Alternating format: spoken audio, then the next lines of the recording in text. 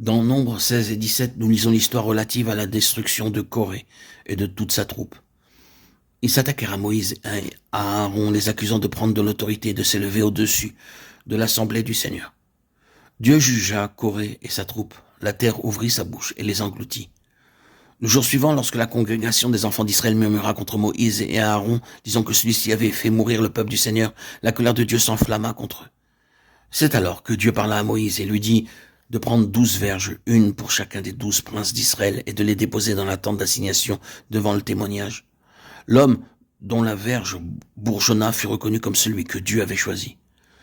Nous pouvons découvrir un grand principe dans ce sévère jugement. Si quelques-uns s'efforcent simplement d'être les plus grands parmi les autres, Dieu peut ne pas intervenir et passer outre.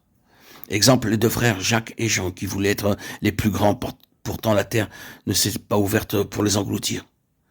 Lors du dernier souper du Seigneur avec ses disciples, ceux-ci discutaient encore pour savoir lequel était le plus grand.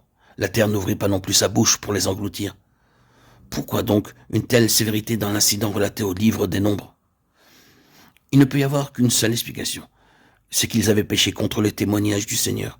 Car ce témoignage ici signifie qu'une personne morte ne peut pas servir Dieu. Seule celle qui est ressuscitée le peut. Ce n'est que dans la puissance de la résurrection que l'homme peut servir Dieu. En dehors de la résurrection, il n'y a pas de vie. Jadis, dans le jardin d'Éden, l'homme pouvait voir l'arbre de vie. La vie ne se trouve aujourd'hui que dans la résurrection. La mort est entrée dans le monde. Aujourd'hui, la vie est représentée par la résurrection. Sans la résurrection, nul ne peut s'approcher de Dieu. Cette vie qui est en nous et que nous connaissons aujourd'hui en tant que croyants est passée à travers la mort. C'est pourquoi elle est appelée la vie de résurrection. Combien merveilleuse est la parole de l'Apocalypse. J'étais mort et voici je suis vivant au siècle des siècles. Apocalypse 1,18. La difficulté aujourd'hui n'est plus de savoir comment rester vivant, mais comment être ressuscité d'entre les morts. À l'image du Seigneur, se tenant maintenant sur le terrain de la résurrection, nous devons aussi nous maintenir sur cette même base. Seul ce qui se maintient sur la base de la résurrection peut devenir devant Dieu, se présenter devant Dieu, et rien d'autre. Tout doit passer par la mort et être amené à la vie. Bien des choses nous concernant n'étant pas passées par la mort sont hors du terrain de la résurrection. Notre éloquence naturelle, nos pensées, notre habileté, notre force, notre intelligence.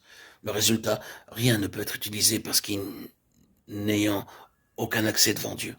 Ainsi, dans l'incident de la verge d'Aaron, il nous est montré que seul celui qui a été ressuscité peut servir Dieu. La verge qui a bourgeonné démontre sans aucun doute possible que le ministère ne pouvait être donné qu'à celui qui avait été ressuscité. Sans résurrection, il ne peut y avoir de service. Actuellement, c'est cela le témoignage. Cet incident souligne un principe très important. Nul ne peut s'approcher du Seigneur à moins d'être sur la base de la résurrection. Lorsque l'homme fut créé, il était possible d'aller auprès de Dieu. Mais après sa chute, il ne pouvait y venir que par la résurrection. Un pécheur qui osait s'approcher de Dieu devait mourir. La raison pour laquelle Corée et toute sa troupe subirent ce sévère jugement en ce jour fut qu'ils avaient péché contre le témoignage de Dieu. Dieu peut tolérer certaines choses, mais il ne sera jamais indulgent à l'égard de ce qui pêche contre son témoignage, son caractère et sa personne. Sachons que l'intention première de la discipline de Dieu à notre égard, c'est de préserver son témoignage. En d'autres termes, il ne voudrait pas que l'on se méprenne à son égard. Le reproche qui peut être fait aux personnes qui pêchent, c'est qu'elles sont très mauvaises. Mais on ne peut pas critiquer Dieu à cause de cela. Il y a cependant certaines situations et certaines actions qui pourraient être reprochées à Dieu. Et Dieu ne fermera pas les yeux parce que ce n'est pas uniquement un péché contre le témoignage, mais bien plus contre Dieu lui-même.